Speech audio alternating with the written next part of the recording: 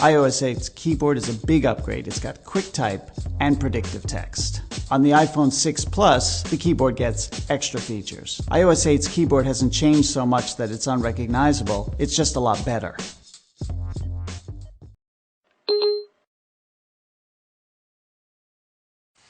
Hey guys, Cam here from today's iPhone.com, and I have two of the best handsets that are available on the market right now. But because this HTC M8 is an Android device, and this is obviously the iPhone, I wanted to compare the two and see which was the fastest in terms of day-to-day and real-life situations.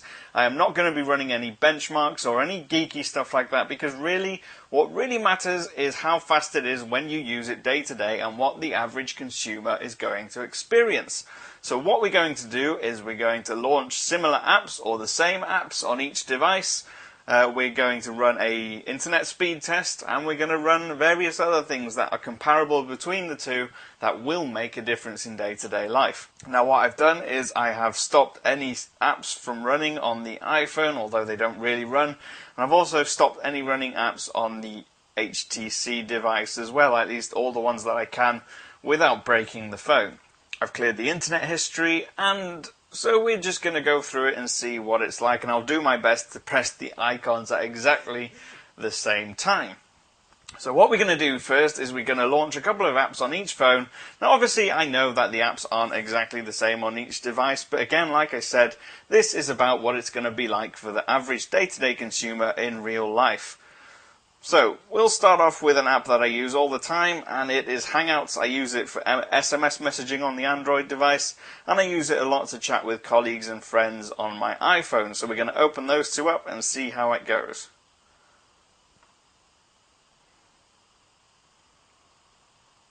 You see, really there's not much difference. The app actually came up quicker on this one because the animation to load it was quicker, but I think the actual chats loaded a slight tad quicker on the iPhone. Now in terms of processor specs, obviously the HTC has got a quad-core Snapdragon 801 series. I think it's 2.3 GHz. The iPhone is 1.2 GHz, and it is a dual-core, but again, completely different operating system, so it's a different kettle of fish. So we go to another app that everybody likes to use, WhatsApp. Let's see how that one goes. You see again that it did load slightly quicker on here, but it loaded a chat on this one. So what we're going to do next is we're going to load up Spotify and see what those two are like. You'll see Android loaded up first. iPhone app took a little while longer.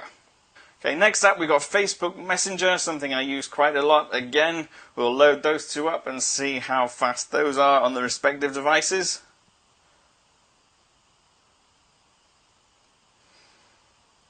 Again, the actual app loaded quicker on the HTC, but the chats and everything loaded up slightly quicker on the iPhone.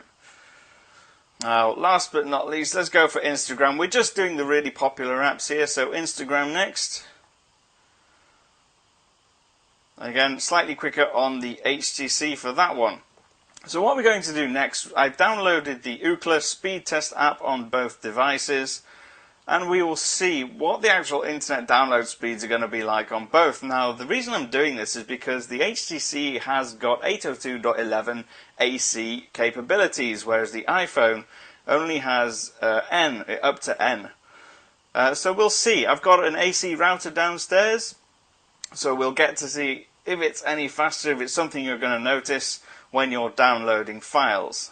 So we'll begin the test, and we'll see how it goes on both devices. Now you see the test has actually started off much quicker on the HTC. The iPhone still testing the ping, isn't quite there yet. Now you see, because they're both running, obviously the speed has dropped slightly. And what's surprising here is you'll see that this one topped out at 29 megabits per second downloads, and the iPhone is struggled to get anywhere near 15. Now the upload hasn't actually started on this one yet, so let's see how that goes. So we get similar upload speeds on both, maximum of around 8 megabits per second. It's gone up to 9 on the HTC now. So what we'll do now is we're going to restart this test, and we're going to restart it with both phones doing it individually. will do it so that only one of the phones is using the network at the same time.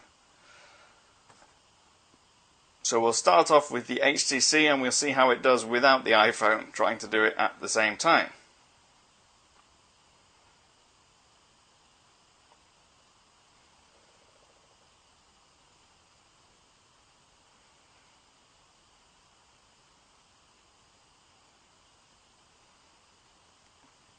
In this instance, the HTC got up to almost 28 megabits per second. Uploads again somewhere between 7 and 9 megabits per second. So we're just getting up to about 9 megabits per second again on the HTC. We'll start the iPhone again.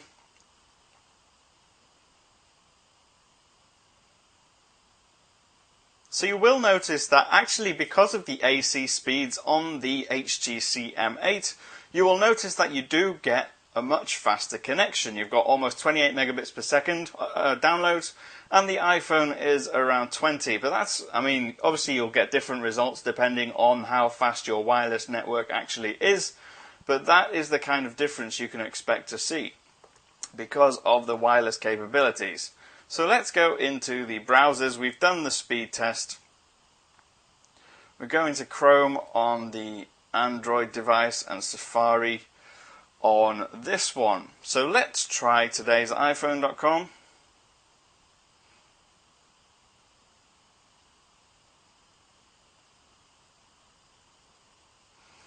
So we've got today's iPhone.com right on the top here, and we'll see how fast they load on each device. Now if the speed test is anything to go by, then the Android device should pull the page up much faster.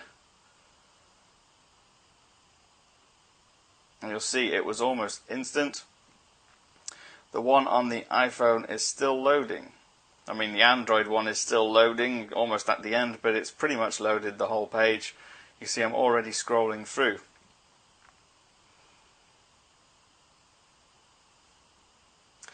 iPhone is still loading.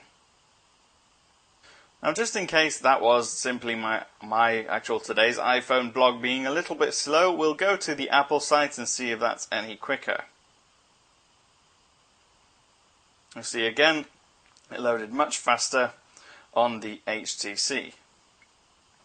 And if we open up a page within the blog, within the site,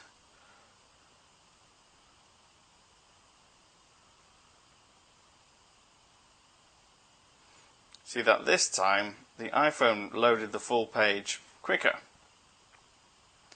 The Android phone hasn't loaded all the images quite yet. Seems to be struggling a little bit with that. So we'll go to Facebook.com and we'll see how quickly that loads. So what you'll notice within the two is that obviously Apple's animations when you actually load up the apps are slightly slower than Android's. That's not really anything to do with the power of the devices, but it can make a difference in day-to-day life. I know plenty of people that love iPhone and love iOS, and they just don't like the fact that it takes so long to get the animation to load the app up in the first place. In a lot of cases, the Android device will appear quicker. Actually, in web browsing, and specifically when you're using the wireless network, you should notice that the HTC One is quicker at downloading files, it's quicker at browsing, and that's because it has wireless AC built in as standard. And if you've got a router that's compatible, that will not only boost your signal but also your speed, and that does make a difference in day-to-day life. I've been Cam. If you have any questions, I'm at TIP_Cam on Twitter. I'll see you again soon.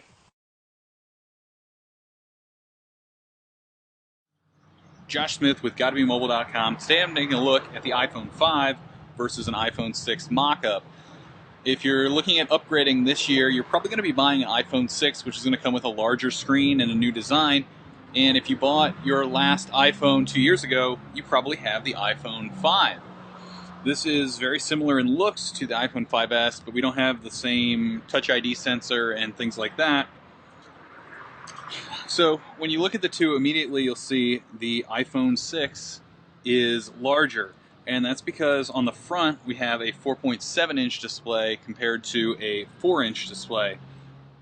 And the bezels on the side are slightly thinner, which allow for a nice overall feel and size for the device.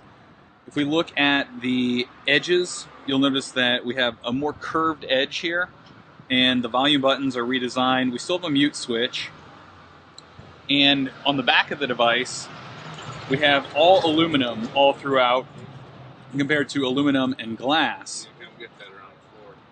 Now, there are some markings in white on this iPhone 6 mock-up, and those may disappear or become much less noticeable as the device comes together in its final form. The power button is no longer up top like it is right here. It is now on the right side. And where that comes in handy is if you're holding the device with one hand, you can easily hit that with your index finger, and you can still use this device pretty well with one hand, even though it is larger than the iPhone 5 here. If you head over to GottaBeMobile.com, I'll show you some more photos and comparisons to see exactly what's changing between these two devices.